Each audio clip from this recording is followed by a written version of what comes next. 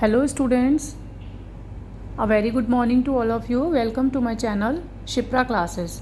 जैसा कि आप सबको पता है कि हम 2022 का पेपर डिस्कस कर रहे हैं।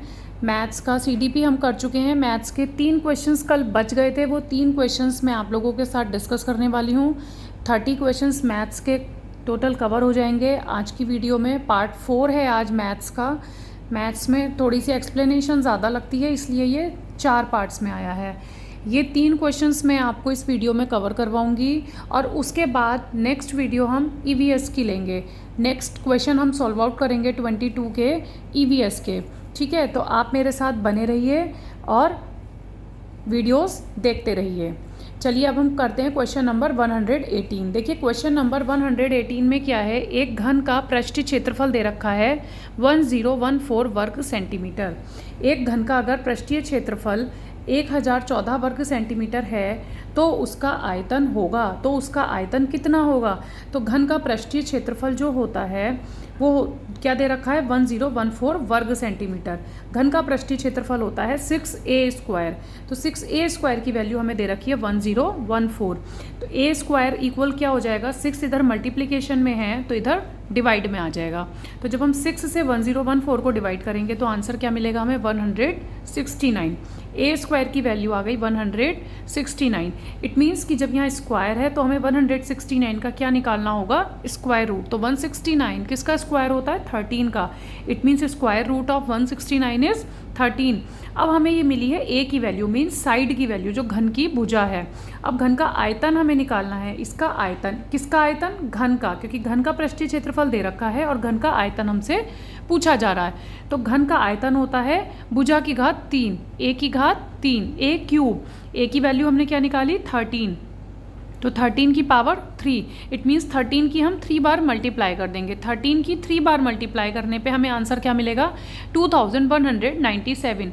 अब आयतन है तो घात जो आएगी वो क्यूब में आएगी, क्योंकि हमने 3 टाइम मल्टीप्लाई करा है। जैसे कि यहाँ पर हमने भुजा का स्क्वायर था तो आंसर हमें किस में दिया था, वर्ग सेंटीमीटर में। तो ये किस में आएगा, घन सेंटीमीटर में, क्योंकि हमें घन का आयतन निकालना। आयतन हमेशा क्यूब में आता है, सेंटीमीटर में था तो यहाँ आंसर क्या हो गया सेंटीमीटर क्यूब। तो this one is your correct answer.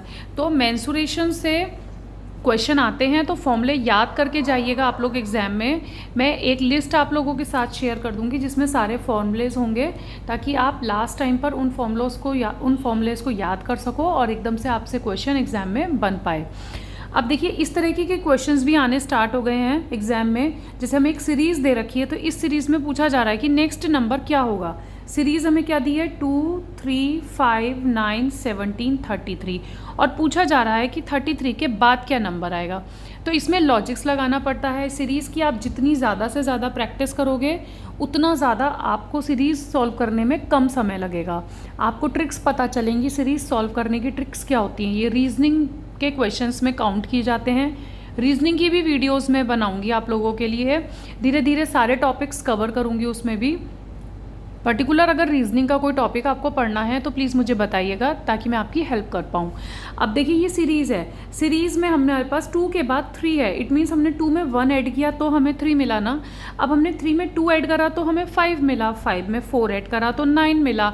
It means series क्या हो रही है, सीरीज़ डबल हो रही है। 1 का डबल 2, 2 का डबल 4, 4 का डबल 8, 9 में 8 ऐड किया 17, 8 का डबल 16, 17 में 16 ऐड करा 33।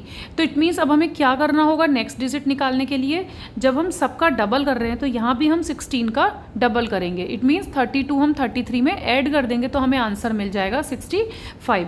तो ऑप्शन में जहाँ भी कहीं 65 हो तो वो आपका करेक्ट ऑप्शन हो जाएगा। तो इस तरीके से सीरीज़ के क्वेश्चंस को सॉल्व करते हैं। नेक्स्ट लास्ट क्वेश्चन है 0.125 की पावर 2/3, इसका क्या मान होगा। 4 ऑप्शंस आपको दिए गए हैं और पूछा जा रहा है इसका क्या मान होगा। तो 0.125 की पावर 2/3 है। 0.125 किसका क्यूब होता है, 5 का क्यूब क्या होता है, 5 5 25 एंड 25 5 125। इट मीन्स यहाँ पे डेसिमल है तो ये 5 का क्यूब ना होके 0.5 का क्यूब हो जाएगा। तो हम 0.125 को 0.5 मल्टीप्लाइड बाई 0.5 मल्टीप्लाइड बाई 0.5 लिख सकते हैं। इसकी पावर 2/3 एज इट इज़ आ गई। अब ये 0.5 कितने टाइम्स है, 3 टाइम्स। तो हमने यहाँ लिख लिया 0.5 की पावर 3, उसकी पावर क्या है 2/3। तो 0.5 की पावर क्या है 2/3, और जब पावर में मल्टीप्लिकेशन में पावर होती है तो वो मल्टीप्लाई में आ जाती है। तो 2/3 की मल्टीप्लाई हम 3 से कर देंगे, तो 3 से 3 कैंसिल आउट हो जाएगा, तो हमें मिलेगा 0.5 की पावर 2। जब हम 0.5 की मल्टीप्लाई 2 टाइम्स करेंगे, 5 5 जा क्या होता है 25, तो डेसिमल यहाँ आ जाएगा, तो आंसर हो गया 0.25। तो this one is your correct answer.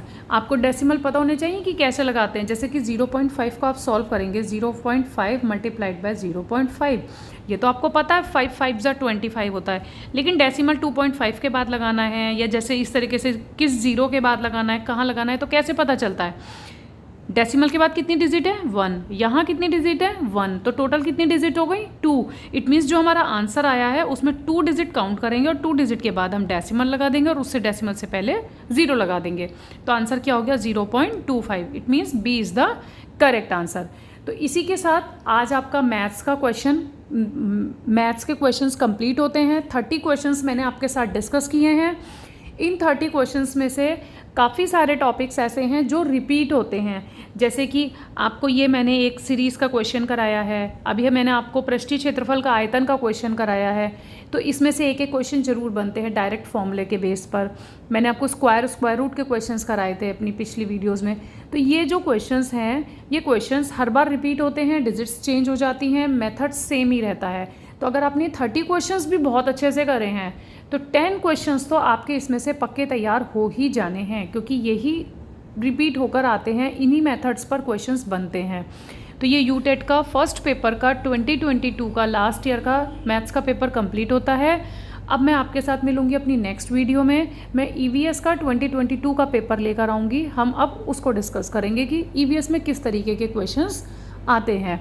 आप कंटेंट पढ़ते रहिए और क्वेश्चंस मैं आपके साथ डिस्कस कर रही हूँ, क्योंकि कई बार ऐसा होता है कि बच्चे क्वेश्चन पेपर नहीं पढ़ के जाते हैं, जिससे उन्हें नहीं पता चल पाता है कि क्वेश्चन पेपर कैसा आता है। तो जब आप कंटेंट पढ़ेंगे और क्वेश्चंस मुझसे पढ़ेंगे तो आपकी डबल तैयारी होती रहेगी। कंटेंट के साथ साथ क्वेश्चन पेपर भी आप सॉल्व करते रहेंगे। तो मेरे साथ बने रहिए और वीडियोस देखते रहिए, और वीडियोस पसंद आ रही हो तो लाइक शेयर एंड सब्सक्राइब करते रहिए। Thank you for watching.